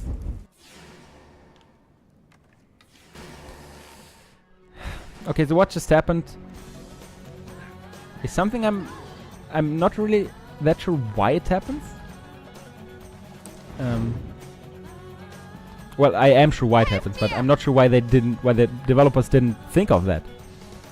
So yeah, what happens is it's quite easy. At the ramparts, before you fell into prison, I took these two sand clouds at the side. And if you take that side path, Farah won't go into the door.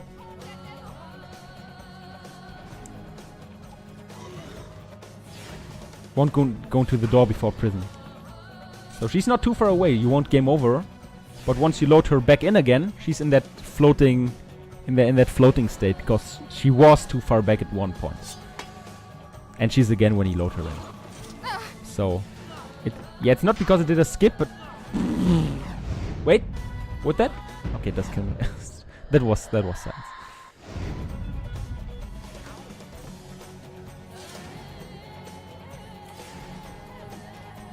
Yeah, that's why Farah does funny things here. Because she was too far back at ramparts. Also, that Warren I did to that platform up there is not intended. That's a movement technique I actually used a few times already, but I didn't explain it yet. It's called the Max Wall Run. And there actually is a skip right at the beginning of the game where you can do that. So I didn't kill 4 enemies as I said I would. So I have to go back because I'm stupid. But at least I have time to explain this. So what happens with the Max War Run is you war run, and at the very end of the war run you let go of the war run button. And what happens there is that the prince gains a little bit of extra height.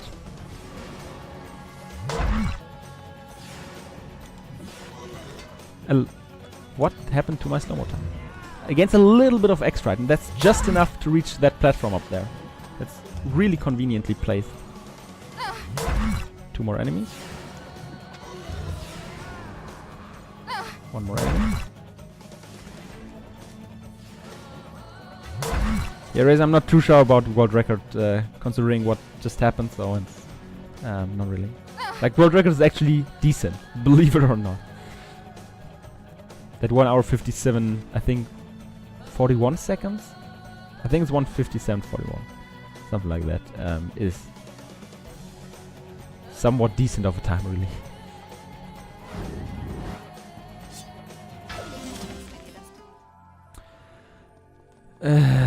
Okay, so now I have 130 enemies killed. I got all the sand clouds. I have all 10 sand tanks you can get in this game. And after this one, there's only 1 life upgrade missing, and that's an end game. I got every weapon upgrade. I picked up the dagger. So it looks really good until here.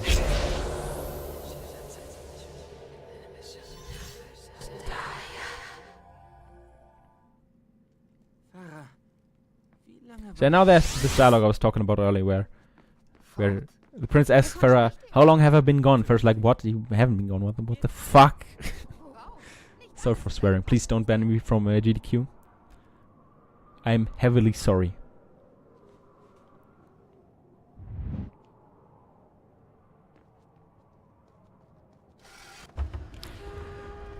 Alright. The elevator fight. The last fight, and also a big fight before endgame. And here we can use the technique I'm using all the time, which I actually I did actually explain it. It's the I think I call it slow-mo kill.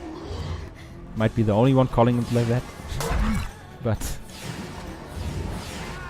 yeah, you do the combo, you slow-mo before the combo really starts, and that's why the enemies, or at least these brown enemies, don't block the combo, and you can just retrieve them easily. At the cost of one slow-mo.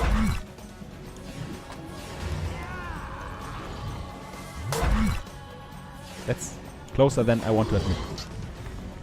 There I stopped. I stopped the slow-mo too early. You obviously don't want the whole retrieve in slow motion, so that's why you cancel it at some point. This one is for Ray 6654. I think I said that already. No harm in doing it twice though. Okay, that one I did block, but the game didn't care. That's no problem. Like I of course I blocked it, but I countered. I mean, in the game. Yeah, sometimes the game doesn't care about it. Rarely happens, I think.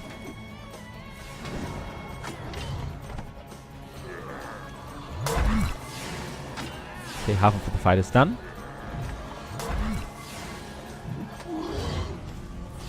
The first, I think 6, 7 brown guys I killed really quickly.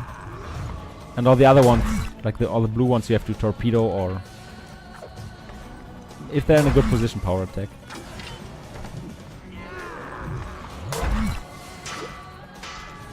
There we go. That's how to counter, baby. Yeah, you can. It's interesting. You can rarely power attack the blue guys, like the big blue guys. I mean, that's all the small stuff about combat you have to remember. Like they're countered again. This is a meme. I feel a meme down. Oh yeah. Let's go.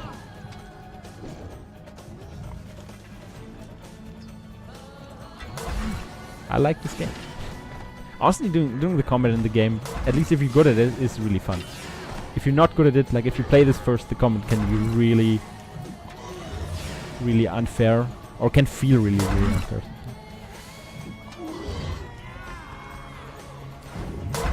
Yeah, the big blue guys, at least you rarely can do it. Can you knock down? The big blue guys, you rarely can power attack.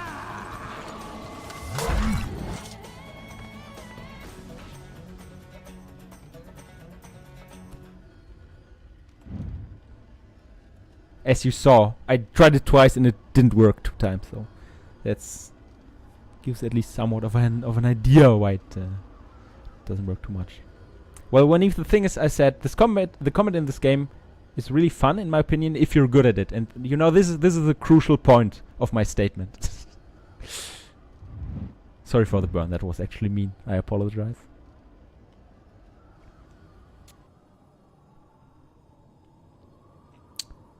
I officially accept my ban from this marathon.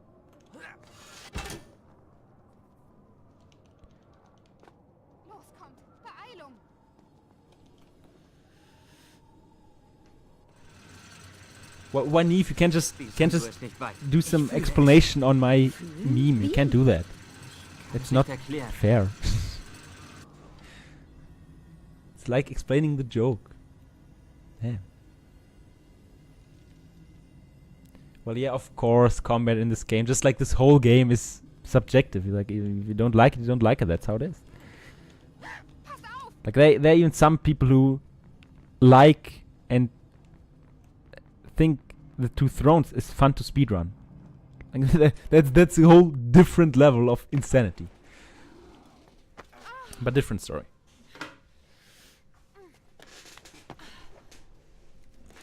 Okay. So you killed 160 enemies. You got 10 slow-mo tanks, done. 48 sand clouds collected, got 10 sand tags, done.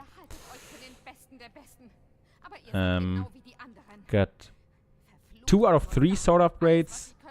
Third one is still coming. dagger collected, of course, and 9 out of 10 life upgrades. That's still coming. So all we can do now is wait for this magnificent cutscene, I want to say,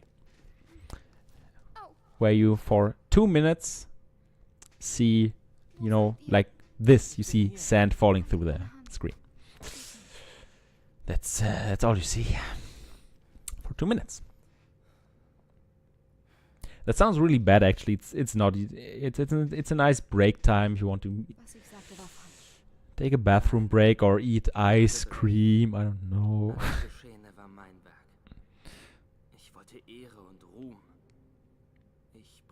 Actually, a fun little story about this cutscene. Hennejo, or as he was called back in the days, Henneko.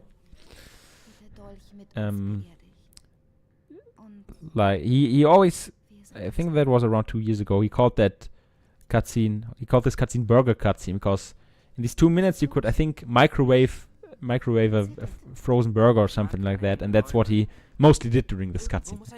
As far as I know, he doesn't anymore, but yes, that's why some people also call this one burger cutscene. I call it ice cream cutscene because normally I have ice cream in the freezer right next to me, but sadly I don't have any ice cream right now. That's a problem. Yeah, well, story-wise, it's of course character development. Yeah, so story-wise, what happens? You get back to the hourglass. You want to undo everything you did. You know, turning people into sand monsters, not that cool. And you want to undo all of that, but you hesitate, or the prince hesitates, and they fail, and Farah's angry at him, and they basically have a marriage fight, something like that. So that's what happens. Sadly, in the speedrun, you don't actually care at all. So you just sit there for 2 minutes and 15 seconds. That's how long this whole cutscene is. Followed by 1 minute of infinite stairs. In every category of this game. Even in any percent normal. Where you can zip, you just do this.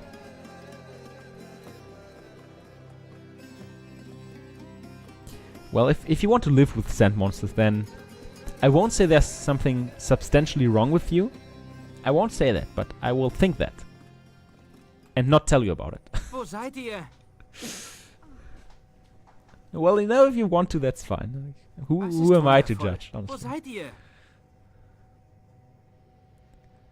There's no kink shaming here, honestly.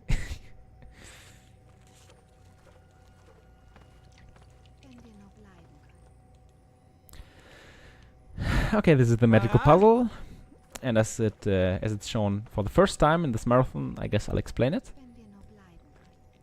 The doors are random, but we got insanely good RNG, because so far they've been the same every time. It's just sick. Ich sehe euch nicht. Yeah, to be serious, there's no RNG here. The pattern is always the same, and how you're supposed to do that is actually quite interesting. The game wants you to stand in front of all the doors and listen to the very quiet water droplets you can hear. And the door with the water droplet sound is the right door.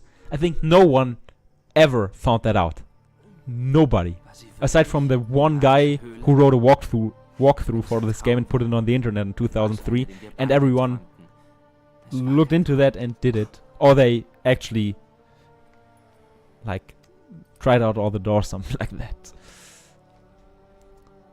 But I think no one knew that the intended way to get the solution is to listen to the right door with the insanely quiet sound effect. So long story short, Farah stole our stuff.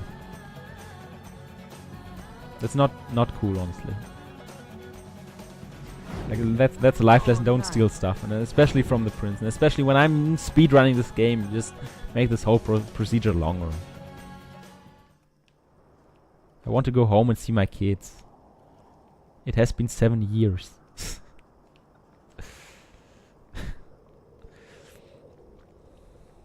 Okay, to be serious again. Story-wise, Farah stole our sword and our dagger. There's actually a way to keep the sword, to somewhat keep the sword. Sadly, that's a glitch, so it's not allowed in this category. And anyways, we have to get this sword, so there wouldn't be a point in carrying over the old sword. Since, yeah, we have to collect all the weapons here. So the only thing that's left is the last life upgrade, and that's, I would say, is the one and only hard life upgrade to find. It's down here. All the other life upgrades are really somewhat obvious. You encounter them quite naturally. All of the previous 9, but this one is a bit out of the way.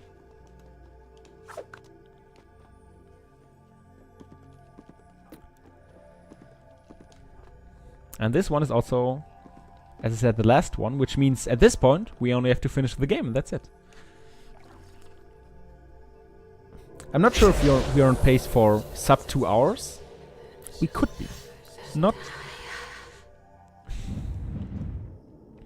I'm not too sure on what the how much more of the run there is. I don't remember at this point.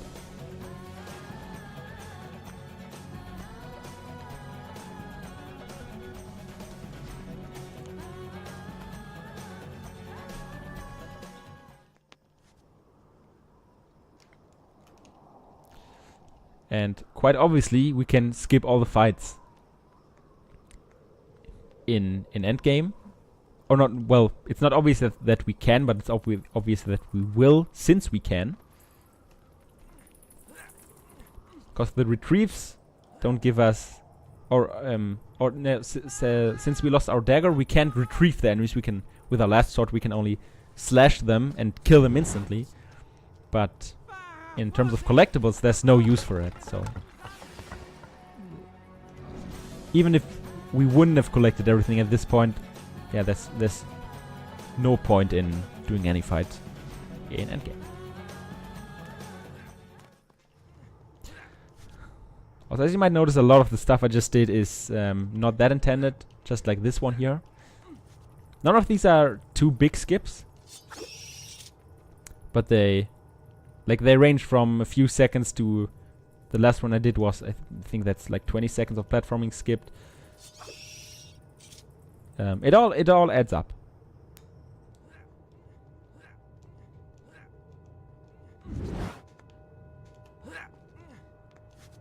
Nice.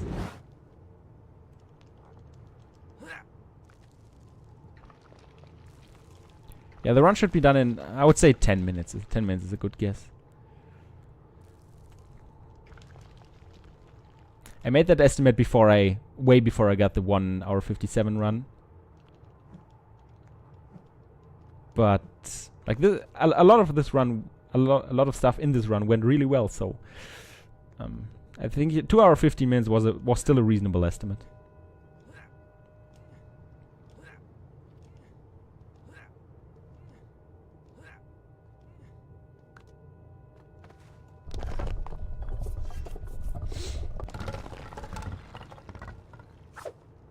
Okay, that button is a checkpoint, which seems like useless information, but the bats in this tower are the most aggressive bats in the whole game.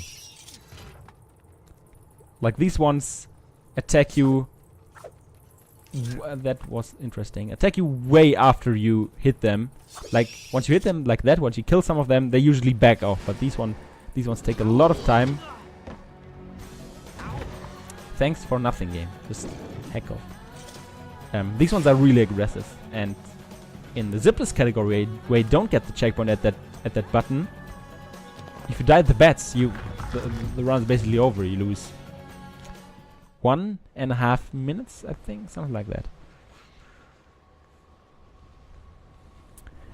The key is just to really know the bat pattern cycle. No, not cycle, but you know. When the best point is to attack them. Pigeons. Oh, good guess. No, they're... If you look at them closely, they're actually bats. Nice wall jump.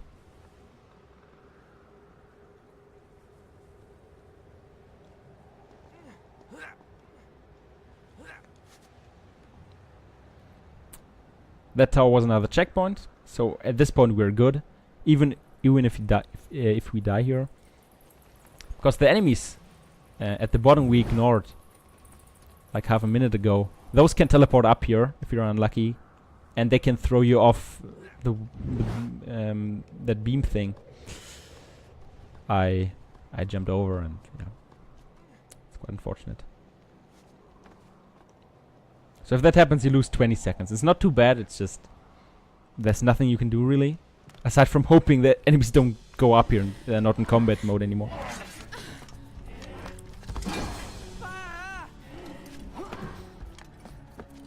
Alright, world record won't happen. I will not finish this game in 2 minutes, 10 seconds. Just because this cutscene alone is like 1 minute long. And then the fight 1 minute and the Vizier 2 minutes. But this run should be around 2 hours, which I'm...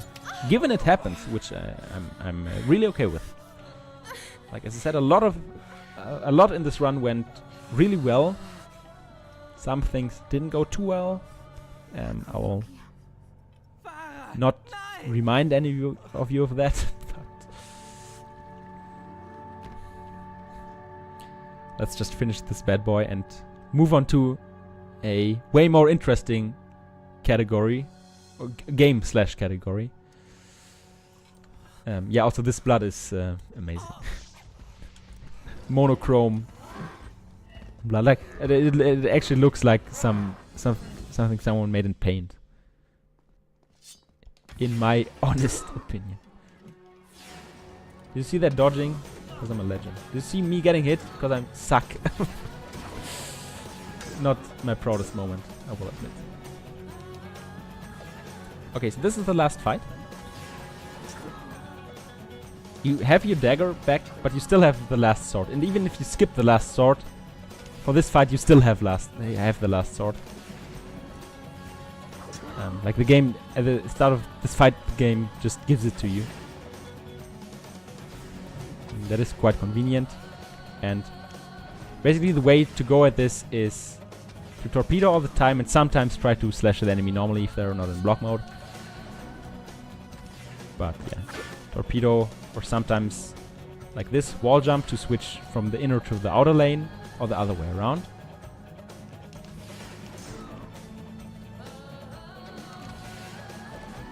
Get some double kills, that's cool.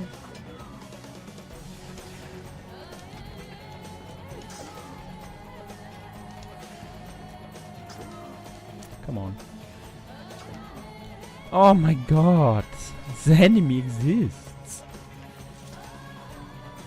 Did I get it? No, I didn't get it. You can save a few seconds by going into that save point early. Good.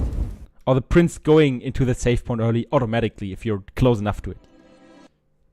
But yeah, no big deal. So reloading the game there saves 8 seconds because you skip a shorter cutscene. But since we're in a speedrun, it's still worth to do. And this is the Vizier.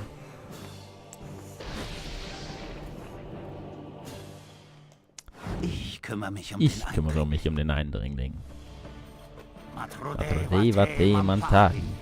Or whatever the fuck he said. Oh my god, I side rolled. That's really bad because I'm fully thrown off the cycle he will do. Try to save it. We'll see. If it doesn't block me, I succeeded. Like if he, yeah. If I would jump over him, of course. If the prince would cooperate jumping over the Vizier. Okay, saved it. So there are 3 phases to this fight. For the first 2, you do what I just did. You jump over, do the combo, and 1 sword. Jump over, combo, sword.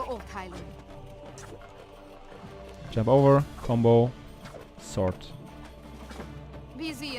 And that's all you do. If you jump too late, the Vizier will be on a different kind of cycle. And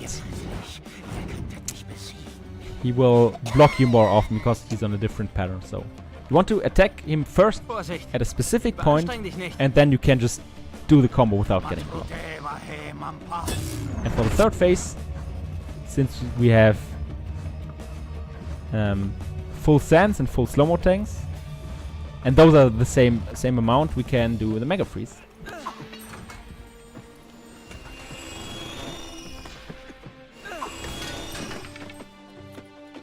And finish his last fight, last phase pretty quickly.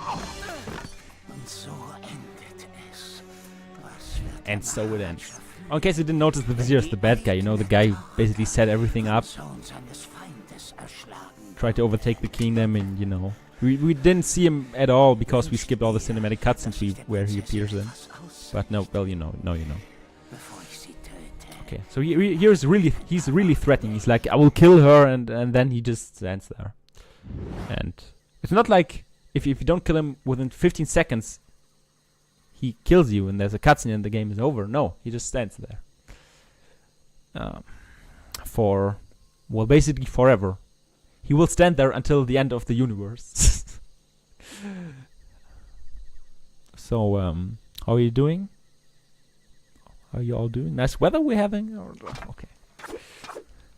Let's end this. 2 hours, 53 seconds.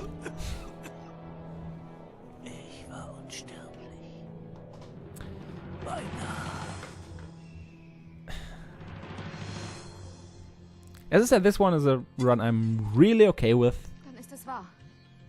Er ist der Verräter. Nehmt dies. Got a lot of the harder tricks first try. In die Schatzkammer eures Vaters. What to complain? By the way, let's look at some form of Aber warum rape. habt ihr so eine unglaubliche Geschichte erfunden? You think I might be over-exaggerating, but I'm not. Just look at Das that. solch einen Unsinn glaubt? What? Someone call the police! Ich sagte, ich schulde euch Dank. Ihr verlangt zu viel. On the other hand, what never happened, you know? Unglaubliche Geschichte erfunden. Haltet ihr mich für ein Kind, das solch einen Unsinn glaubt? This prince, man, just what is he Er hat recht. doing? Das war nur ein Märchen.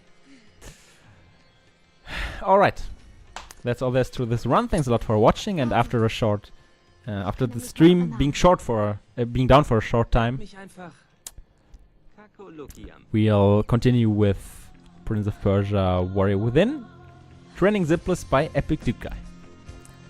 Thanks for watching me, and have fun with the next run.